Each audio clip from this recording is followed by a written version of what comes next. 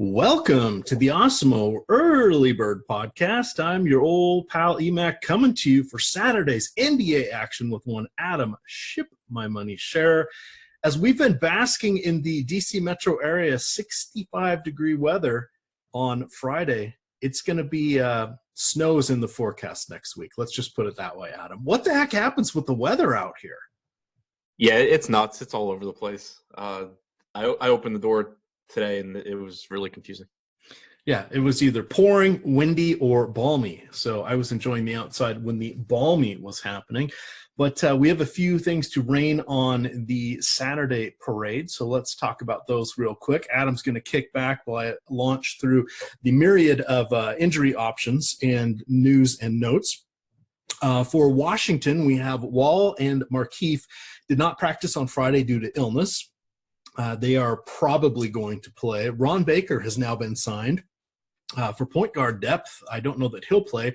He is going to back up Chasen Randall, who backs up John Wall. Randall played about 8 or 10 minutes in the last game, if I remember correctly. And they've still got Thomas Satoransky there, so they're kind of running out of distributors. Boy, they probably could use Austin Rivers now, who was waived by Phoenix. Kelly Oubre came off the bench in his first appearance in their last game for 26 minutes. Guess what? This one's going down against the Wizards on Saturday. That's about as immediate of a hey, remember me game as you can get. Jimmy Butler played 30 minutes after missing 3 games with a groin injury, so he should be good to go. Miami's a little bit of a mess. Justice Winslow has not practiced since being injured last Sunday. He left that game, obviously did not play on Thursday's game, and is still doubtful. Everybody else seems relatively okay for Miami. Andre Iguodala is back after missing 3 games with a hip injury, and he played, I think, about 15 minutes in his last game. Sean Livingston is also back from a sore pelvis. He only missed 1 game. Dennis Schroeder and Raymond Felton are back from their 1-game suspensions for being silly. Houston is going to be without Chris Paul for somewhere between 2 and 4 weeks, and they have already indicated that he will not play on back-to-backs going forward. So we will have some potential discount dandies to talk about when we get to those games. Do know that Houston, or the sites, did have time to take into account that Paul was going to be out, so some of the prices did come up. Maxi Kleber is back from his toe injury. He only played 8 minutes for the Mavs in their last game. Of course, that just kind of mucks everything up because they got Dirk Nowitzki playing somewhere between 6 and 10 minutes, and they're splitting it up with Powell and a few others. So just a word to the wise there. Be careful. Raul Neto is back.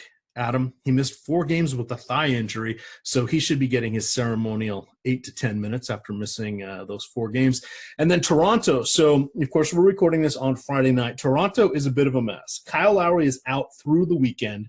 Kawhi Leonard, this will be a back-to-back. He is playing in Toronto against Cleveland on Friday night. They are going to Philadelphia on Saturday. So we have not yet seen him play in a back-to-back yet this year.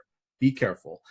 Serge Ibaka and Danny Green were both out on Friday. They are respectively dealing with sore knees, 1 knee apiece.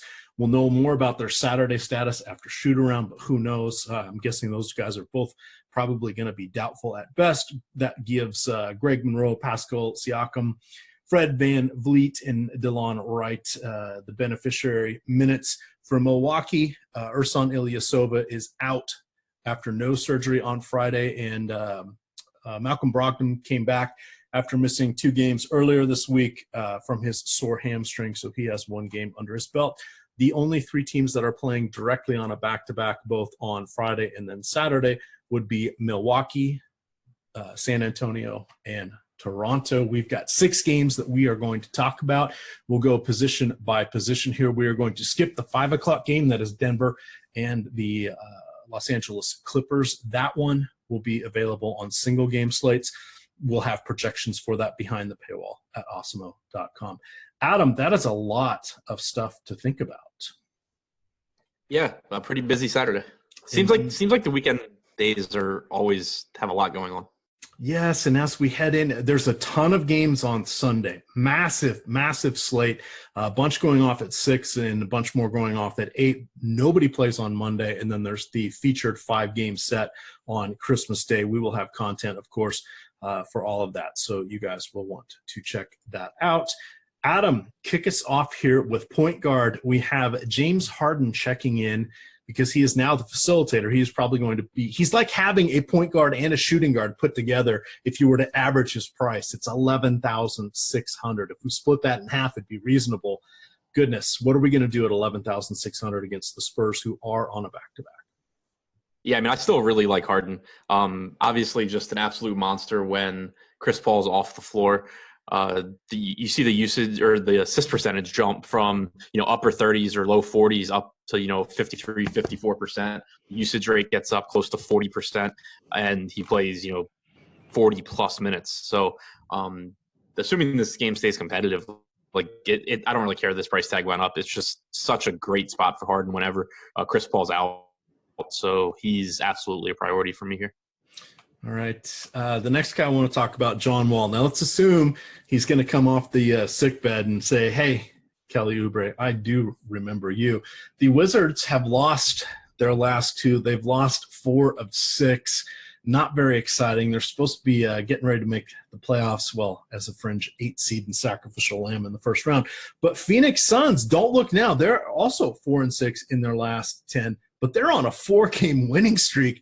Adam, what are we going to do with John Wall in this one?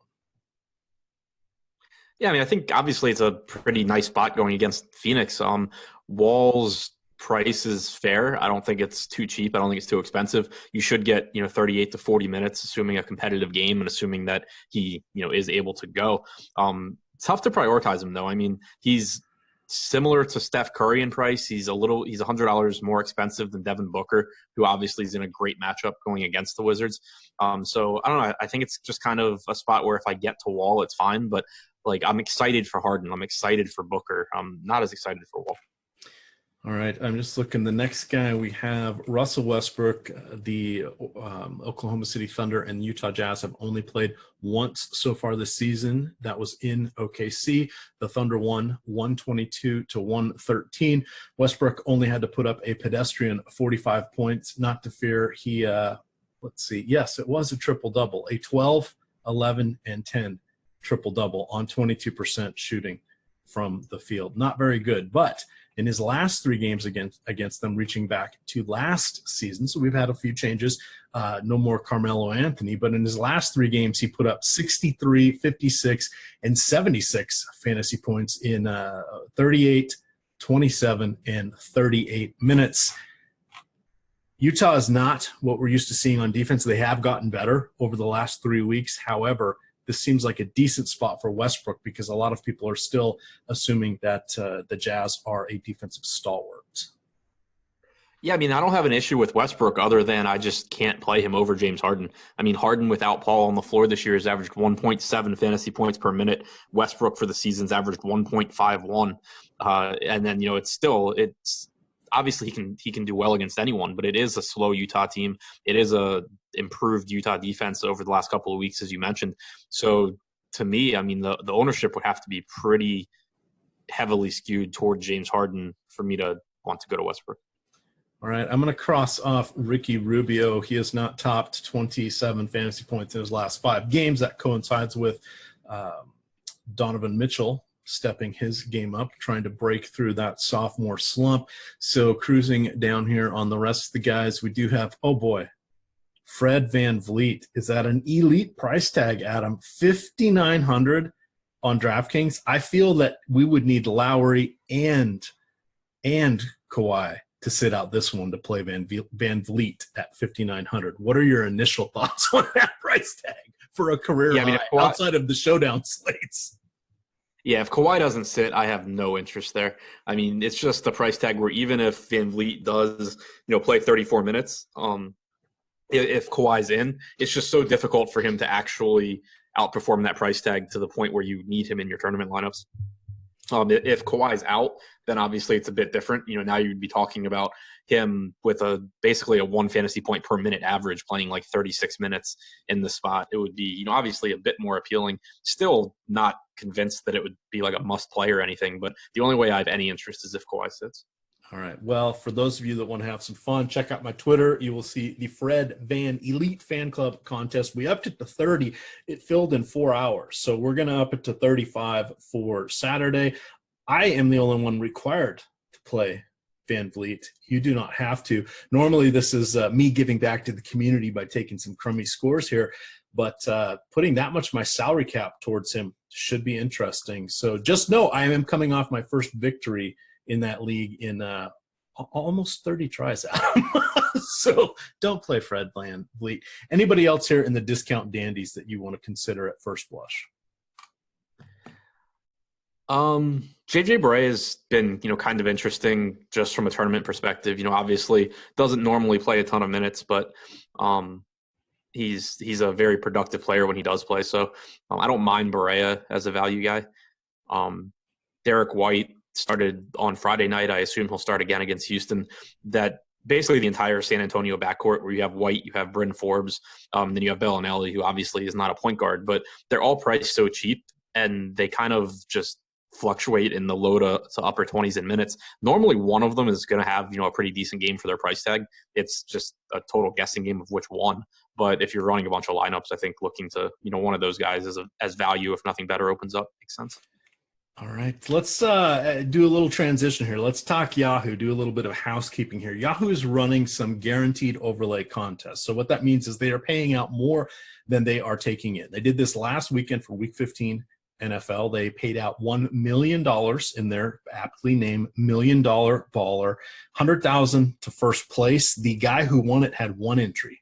He had made 2 deposits over the course of his career for $25 a piece, and he ended up taking that bad boy down $20 into $1 million. Pretty good. If you use the promo code AWESOMO over there on Yahoo, if you have not yet made a DFS deposit, you will get a Yahoo match up to the first $30 that you deposit in Yahoo free play points. So how that works is they are immediately available for entry into any contest they have. So if you have not yet signed up for Yahoo and you use the promo code AWESOMO, you can pay for 1.5 entries into that tournament right off the bat. Not a bad way to go. Check out the AWESOMO homepage. You will see an article breaking down some of the more intriguing differentiation plays for the Week 16 NFL contest. And I do want to call out, on Friday, they ran a $200,000 tournament, a $10 entry where they guaranteed $50,000 in overlay. That ended up falling 1,000 short for entries. They ran a similarly sized $5 contest, and that ended up running almost 1,200 short, it looks like, just trying to eyeball it there. So just saying, there's a lot of room in these. Now, the NFL one probably will fill up, but even if it does, you're not paying any rake, and you have the equivalent of $1 million in there. So as soon as your $20 goes in, as soon as the contest locks, all of a sudden you're going to be in the green without scoring a single point. And I'm bringing this up because for NBA, we have not seen a contest of this size, 5 times larger than any NBA contest Yahoo has run to date. They're doing $1 million baller for NBA, 10 entry max, $20 to get in. But Adam, I think you're going to be playing in that one. $1 million on Christmas, $100,000 to first. Feels like you're going to be throwing some Santa bucks into that contest. Yeah, I will be on Yahoo on Christmas. All right, let's get back to Saturday's slate. We do have shooting guard here. Let's see. Oh, good. Steph Curry's a shooting guard. Let's talk about him for a sec. I know you did mention him, $9,500 price tag. I'm just checking out. He has hit 49, 34, 60 in his last 3 games. He has played since returning from his injury an average of just around 35 minutes per game. That is over 9 games. Feels like he's back. He's got his swagger. He's been hitting his shots. Thoughts of him in this matchup? I mean, he's always nice in tournaments because he has that 60 fantasy point upside. He has a 30% usage rate. He's averaged 1.3 fantasy points per minute in those 9 games since coming back. And, like you said, in competitive games, we are seeing, 34 to 36 minutes out of him. So I think he's, a perfectly reasonable option.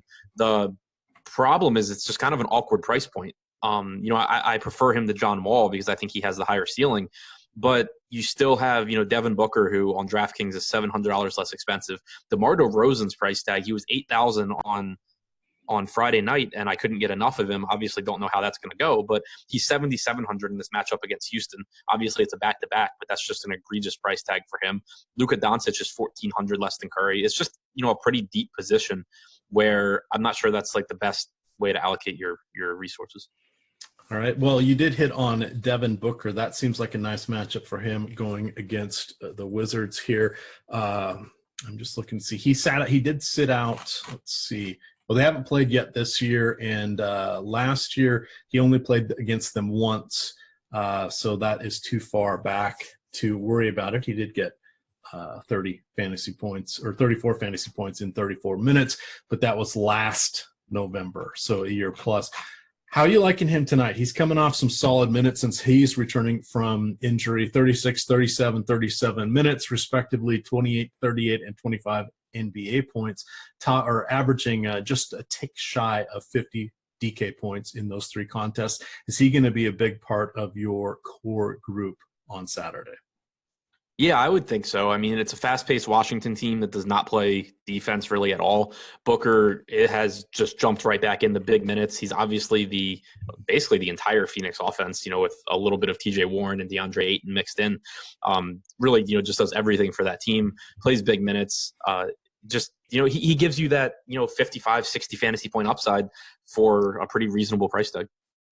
All right. We're going to talk Mr. Consistency next. We've joked about this on shows before. This is Luka Doncic. He is eligible at shooting guard and small forward on DraftKings. We made some funnies with him saying, he's just so darn consistent. He scores between 35 and 40 fantasy points, never really sees the upside, rarely gets below 25 fantasy points, so he doesn't kill you. That's kind of the line on him through his first 20 or 25 games. His last 5, Adam, he's been incredibly consistent.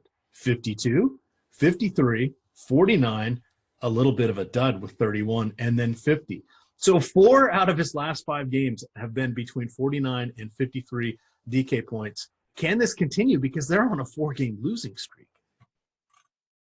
Yeah, I mean, I think it makes sense that we've seen him do better. It didn't really make a whole lot of sense how – obviously the consistency is good in some respects, but it didn't make sense that we just hadn't really seen upside from someone who's capable of scoring like he is, but also is a capable rebounder and, a good passer. So it was weird that we hadn't seen any real blow up games. It's nice to see him more frequently, approaching a ceiling now. The price tag obviously has come up a little bit, but I still think he's a perfectly fine option. It's just a matter of if I can find the money, I'd rather get to Devin Booker, or I'd even rather get to Bradley Beal, just because you expect Luka to play 32 to 34 minutes. You expect Beal to play somewhere around 40, maybe even more. So it just becomes a situation where, even though Beal maybe isn't quite as attractive a per minute player, he's going to play more minutes almost without question. All right, looking at the last guy that pops just a little bit, I do want to point out Klay Thompson. Now, I used to worry a few years ago and even sort of into last year about the defense of Wesley Matthews. Now, he is on the wrong side of 30. He had his 32nd birthday at the beginning of the season. The last game they did play, this was without Curry, but Klay did nicely. He ended up taking 24 shots. Now, he only hit 38% of them, played 37 minutes, but he dropped 22 points, 3 rebounds, 4 assists. He is checking in today. Oops, went to the wrong page there at 6,400. That's a reasonable price point. I think he'll be a differentiation play. He is at home. If you didn't want to get all the way up to Curry or didn't want to spend on Durant, is he a consolation prize you would consider for the Warriors? Yeah, no question for me. And there's not really a lot of appealing options priced around them either. I mean, you have Eric Bledsoe for like $400 more where he's shooting guard eligible. You have Donovan Mitchell for $500 more on DraftKings. But, Klay, I think, is just as good, if not better than both of those guys, and he's less expensive. Golden State, it's a team that they're going to score a bunch of points. It's just a matter of where it comes from. And with the way this slate breaks down, I think I would rather just hope that it comes from Klay at a kind of reduced price tag than paying all the way up for Steph. All right. Last guy we'll mention, because Adam and I are going to go in-depth game by game at a much more leisurely pace around 11 a.m. on the Osmo YouTube channel, we will cover this game by game in excruciating detail, but it's worth it because you'll pick up tips, tricks, and trends that can help you out in future matchups and things to file away, especially when we have inter-division play here, because these teams do face their rivals 4 times per year. Last guy I've got here is Eric Gordon. He is at 6,100. He played 38 minutes in the game that Chris Paul went out with a hamstring injury. He has been dealing with general soreness himself, but in his last few games, he has 38, 31, 37, 31, 33, 38, 33 minutes. I'm thinking we can pencil him in for 35 minutes. Do you want him at 35 minutes at $6,100, Adam? No, not particularly. So his price tag came up as a result of Chris Paul being out, but it doesn't have a huge impact on him. The reason being that when Chris Paul is out, James Harden just plays absolutely insane minutes. Not that he doesn't play big minutes anyway, but when Paul was out last time, if you remember, we had, Harden in competitive games was pushing like 42 minutes a night. So that means that still Eric Gordon's playing like 6 to 8 minutes where Harden's not on the floor. And other than that, he's out there alongside Harden, which means he's still not getting peripherals. He still is very scoring dependent. And now you have his price tag up to adjust for any benefit that he does get from Paul being out. So I'm still just not really interested in him. All right. Small forward is going to be one we're going to have to take a much longer look at. We have Giannis at the top. He is at 10,900 on DraftKings. He is coming on a back-to-back here. He will be playing in Miami. Kawhi Leonard, we already don't, he has not played in a back-to-back yet this year. This one's going to be on the road in Philadelphia. Kevin Durant, he's at 9,300. Kevin Durant is at an okay 9,200, but we need a lot of things to go right for him there. We have Paul George at 9,400, but he's going against Utah. That feels a little tough. The one guy that's going to make my early build is dropping on down here to TJ Warren. Now, he is up a little more, or I guess it's right around where he has been at 6,700. He is going against the Wizards. He's probably going to be my placeholder guy as I register for contests tonight. Let's start with him, Adam, and then branch out to anybody else that at first blush looks good, because nobody really seems to be popping for me. Yeah, I mean, you mentioned TJ Warren, obviously going against the Wizards. I'll be interested in anyone. Pulling up Popcorn Machine right now just to check the rotation in their last game now that Kelly Oubre was there. You still got 36 minutes from TJ Warren, so that's really good to see. Oubre played 26. I think Oubre ate into Melton and Jamal Crawford, I think, got hurt. I looked at that earlier today to try to figure it out, but I don't have that up. Those were the two guys I thought that looked like they took a minute's hit with Oubre in there. Yeah, Melton only played 16 minutes. So I mean, it was you had Oubre subbing in for Warren, but then also getting minutes over other guys, like you said. So the fact that Oubre played around 26 minutes, like we expected, and Warren still got 36, makes me feel good about his minutes. It's a spot that he should do really, really well in. So I agree with you completely that it's a pretty nice spot to save a little bit of money going to TJ Warren and still get plenty of upside. Let's see. Josh Jackson might have been the other guy that, let's see. He stayed around the same, 27, 26, 22. So he stayed around the same. How do you feel about Oubre at 4,600? Because, hey, he knows the shooting background there in Capital One Arena, or whatever they are calling the former Verizon Center. Yeah, I mean, it's decent. Like I think I'd rather play $4,600 Oubre than like $6,100 Gordon, I think. Okay. But it's still not a spot that I'm like really excited about. Well, that's what we have the DFS strategy show on Saturday for. Again, that'll be a nice leisurely look from around 11 a.m. till about a little after lunchtime is about what we've been taking. And yeah, that's even with just 6 games. We still managed to turn that one into an hour and 15, hour and 20 minutes. That is available on YouTube. You can catch that throughout the day. There will be live before lock with Fast Eddie Fear tipping off around 6 o'clock on Saturday night. You, of course, get On the Contrary with Evan Silva and Alex Baker. That will also be taking place on the YouTube channel. So check that stuff out. Power forward. Yikes. Similar situation here. What's up with James Harden guarding power forwards, it seems like, these days? I've been reading up on some of this. Seems like power forwards have been stymied a little bit against Houston. We have LaMarcus Aldridge going against him in this matchup here. Any interest? Yeah, I mean, so the thing is, Aldridge is 7,600 and DeRozan's 77. I prefer DeRozan just because he's the higher usage guy. He leads the team in assist percentage and he plays more minutes. But I still think 7,600 is perfectly fair for Aldridge, especially because he's kind of in a price range by himself. You have the multi-position guys like George and Durant that are more expensive. You have, Ibaka, who may or may not play. Draymond Green's in a nice spot at 6,300, but in that mid 7K range, it's really just Aldridge sitting by himself. So I imagine that I'll end up with a decent amount of him. In his last 14 games, this is trivia, Adam. I know you love this, as you're cringing and saying, damn it, EMAC, why do you do this to me? In his last 14 games, how many performances over 40 DraftKings points do you think that LaMarcus Aldridge has? Well, I'm going to guess that 12 of those games have been blowouts, so probably 2. Yeah, blowouts one way or the other there for them. It's 4. Now, he's consistently in the mid to upper 30s, so he's not going to kill you here. But in his 2 games this season against Houston, they last played on November 30th. He had 31 DK points. That was in 30 minutes. He had a 20-6. They lost by 31 points. That would be they being Sacramento. Pardon me, the Spurs. My bad. San Antonio. And then they played on November 10th, and he had 43 fantasy points, 27 and 10 in 35 minutes. That feels like about what we should see from him, in my opinion. So I'm perfectly fine with him at that price point. This is another position a little bit crowded here. Anybody down the chain a little bit that interests you? If Keith plays, he's questionable. He missed practice on either Thursday or Friday with an illness. But if he plays, 4,600 for him, playing center against Phoenix is going to be really appealing.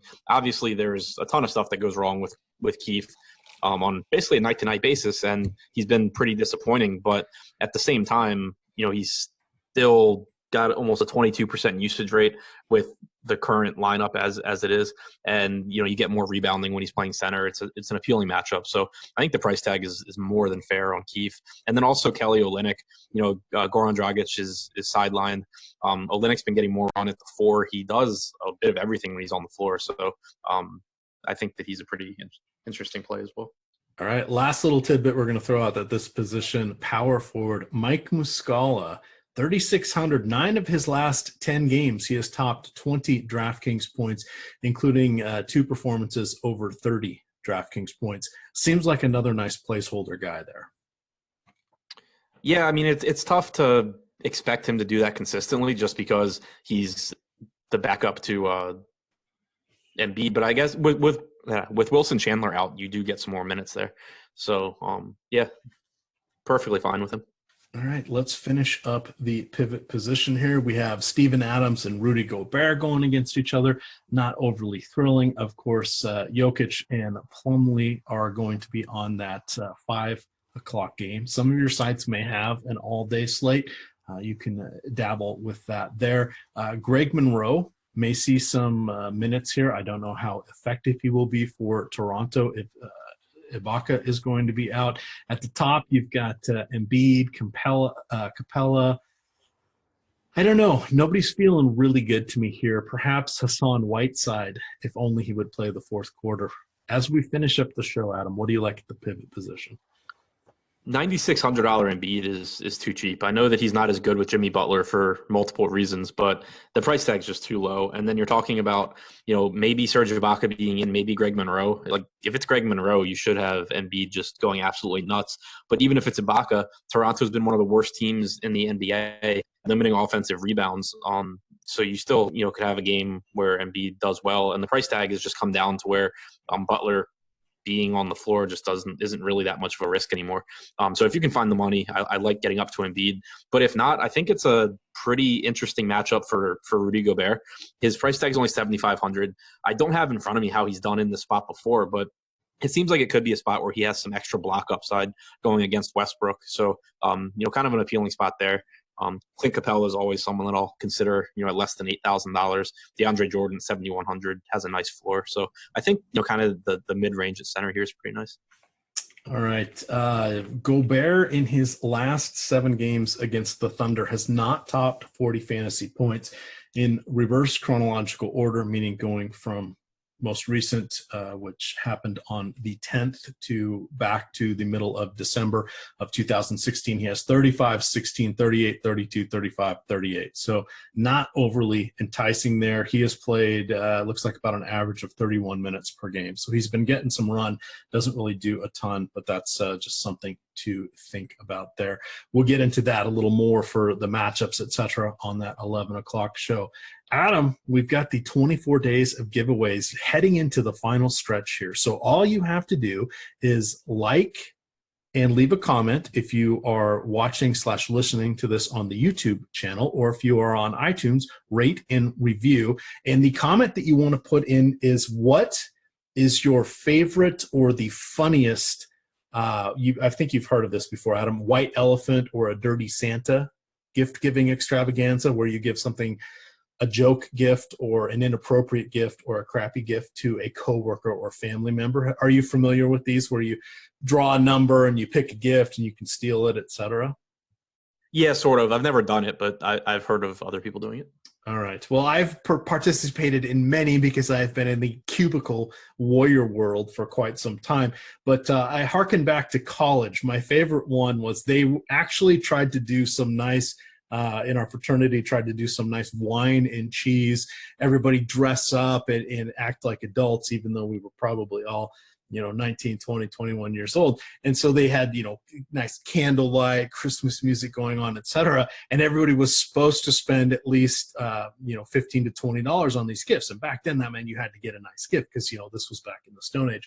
But my friends, they went to Costco and they bought 2 giant cans of Vandy Camp's beanies and weenies, and they wrapped them up, put them in a box, and you couldn't open it. The whole trick to this one was you couldn't open it till everybody just had a gift. So some people were picking envelopes, which were probably going to be a gift card or something like that. Other people were picking, bags that clearly held wine or booze in them, which, is the perfect currency when you're in college. Well, this one seemed to be the thing everybody was fighting over, was this big heavy package, because they thought there was going to be like a handle of hard alcohol in there. Lo and behold, when they opened it, there were almost fisticuffs at them, because not only was it a crappy gift, it wasn't even at the minimum of the gifts. And this was all anonymous. So nobody knew who gave it, but I knew it was my friend who had done it. So there you go. There's your story. Put in the comments your favorite or most embarrassing gift that you have given, received, or saw somebody had the honor of getting at a white elephant or dirty Santa holiday party. With that, gamers, we're going to get on out of here. You can follow Adam at ShipMyMoneyDFS. I am at EMACDFS. And of course, it is Osmo_COM over there on the Twitter machine. Good luck.